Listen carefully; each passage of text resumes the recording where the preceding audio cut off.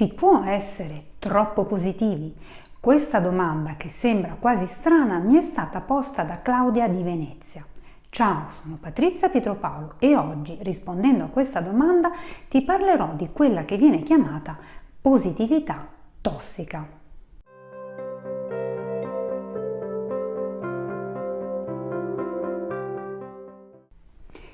Cerchiamo intanto di definire cosa sia. Si parla di positività tossica quando ti allontani volutamente dalle tue emozioni negative, cercando false rassicurazioni.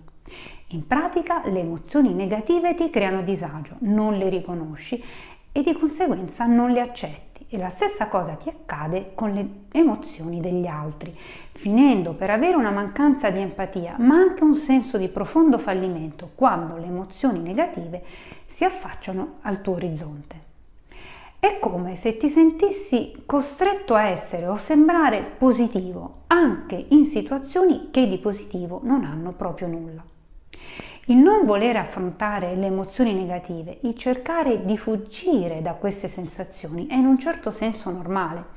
Tutti vogliamo stare bene ed essere felici, ma forzare le emozioni, imporre a te stesso una visione positiva sempre e comunque, qualunque cosa accada, anche quando ti senti tutt'altro che positivo e felice, questo finirà alla lunga solo per danneggiare il tuo equilibrio interiore. Così come sentirti in colpa se non sei felice, provando quello che stai provando, o veder calare la tua autostima se non riesci ad essere positivo, sempre e comunque, come se sperimentare tristezza o altre emozioni negative fosse una sorta di fallimento. È facile infatti che evitando sul momento le emozioni negative, queste ti facciano poi stare peggio in seguito. Non è che se tu ignori o sopprimi in maniera apparente le emozioni negative, queste spariscono, anzi, torneranno in seguito e saranno anche più forti. Sopprimere le emozioni negative non rende felice, così come dichiarare a chiunque, voglia o non voglia sentire, quanto tu stia bene, anche se poi non è davvero così. La strada a seguire è quella dell'accettazione delle proprie emozioni, positive o negative che siano.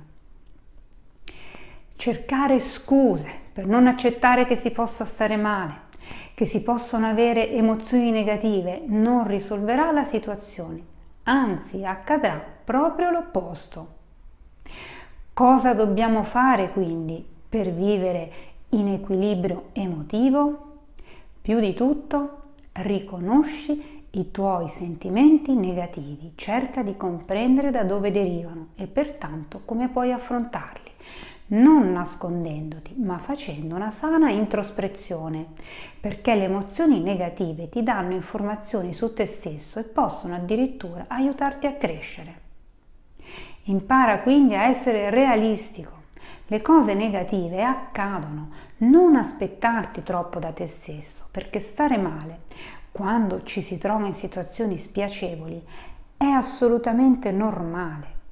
Ricorda che tutte le emozioni, positive o negative che siano, fanno parte del tuo vissuto, di come sperimenti te stesso e grazie a loro puoi conoscerti di più, diventando anche maggiormente consapevole delle tue scelte e decisioni. Ciao, a presto!